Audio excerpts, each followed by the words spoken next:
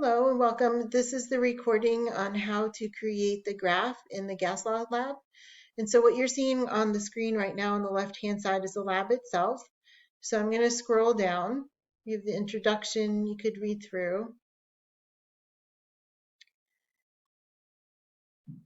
There are two parts to the lab. The first part is on Charles's law, and that's the part we're going to be writing the conclusion for. There's no graph in part one. Part two, we're not going to be writing a conclusion, but I do want to do part two of the lab, and that is the piece that has a graph. So I'm going to scroll down to part two.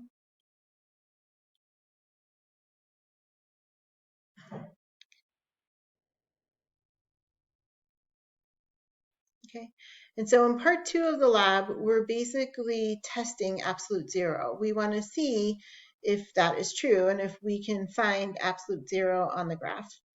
And so if you watch this video link here, you'll be able to fill in the data table. You'll have to read the temperature and the volume off of the instruments the person is using in the video.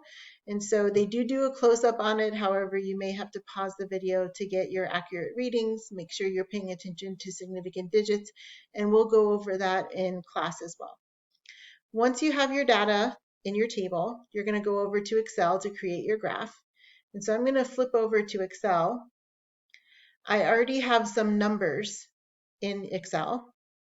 However, these are made up numbers. So these are not the ones you're going to get from watching the video. So make sure you collect your own data from watching the video. I did write them as temperature and volume because I want to highlight it that way to get it on the right axes on the graph. Your independent variable or your x-axis should be temperature, and your dependent variable y-axis should be volume. And so I want to create a scatter plot, really everything that we've done before. So I'm going to highlight my data. I'm going to go up to the graphs up here, or the charts, to scatter plot, and that first one, and click it. Once I have my graph, you just want to double check that the axes are correct. You never know. And so my y-axis is going from 0 to 120, and I look at the temperature and it's going up to 100. So yes, it looks like I have the right data on the right axes. And so now we have to fix up the graph, right? We want to change the title. We want to make sure the axes labels are in there. And so typically the title should be Y versus X, which I have up there. And so I'm going to put volume versus temperature. You can also put absolute zero. I can't see what I'm doing if you want to, but typically you would name a graph based on the axes and what you have there. Then if you click on your graph and you hit your plus sign, you can go and add in your axes titles, which is what we want to do, and then fix them. So your axes title should state what it is as well as the unit. And so our y-axis again is our volume. And we're going to be measuring volume in milliliters in the video. And the x-axis is temperature, and that's going to be in Celsius in the video. Right. Next, we want to add our line equation, our R-squared value, and this time we also want to extrapolate backwards 500, just like we did last time extrapolating, because the idea here is to see how close to absolute zero we could get. And right now, I can't see absolute zero, right? It needs to be able to cross the x-axis, where our volume is going to be zero or approaching zero. We want to see what that temperature is, because as volume approaches zero, the temperature should approach absolute zero.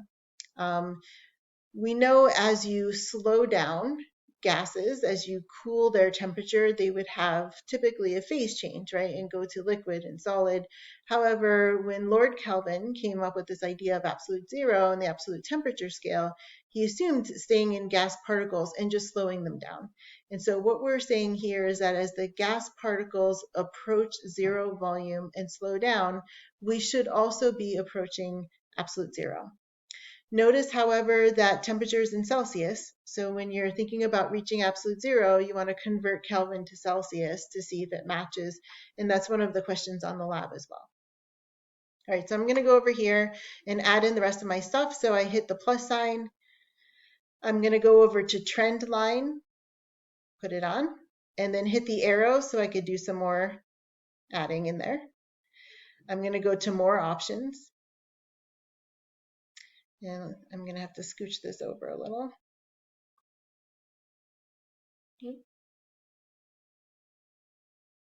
There we go.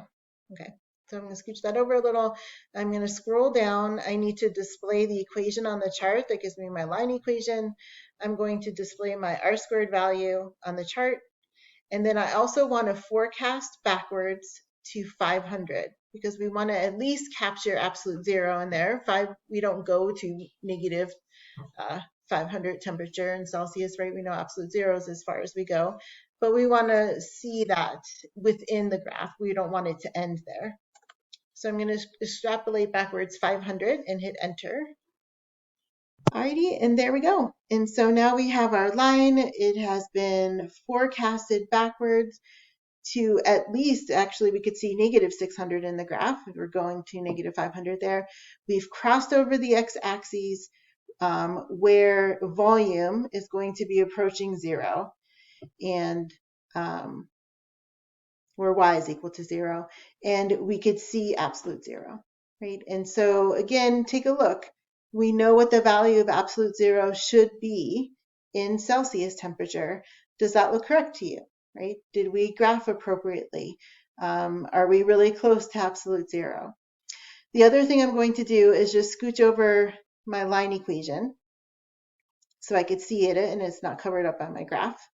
We see the R-squared value looks good, right? The closer your R-squared value is to 1, the better. So I've gotten a 0.999. Hopefully you have a pretty high R-squared value as well. Remember, that should be included in your error analysis when you go to write up your conclusion. And then we have the line. So we have our line equation there.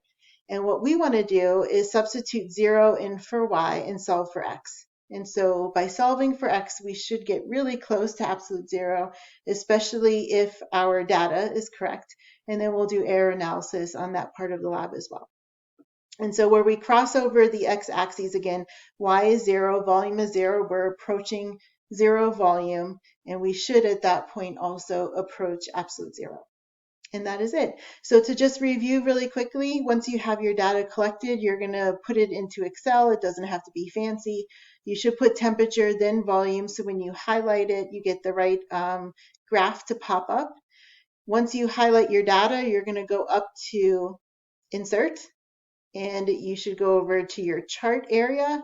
And in the chart, the last one is your scatter plot. You're going to choose that first scatter plot. I'm not going to do it again because it'll cover up my graph.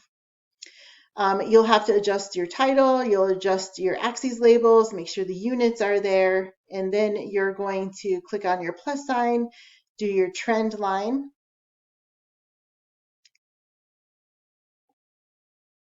More options, and then make sure you have, oops, do that again.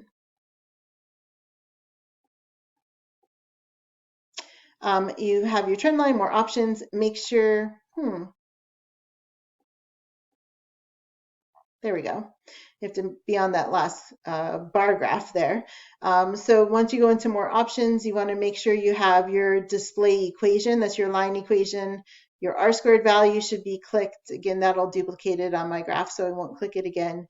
And then in this forecast area backwards, you want to forecast to 500 and hit enter. And that should create your graph. If you have any questions, please let me know.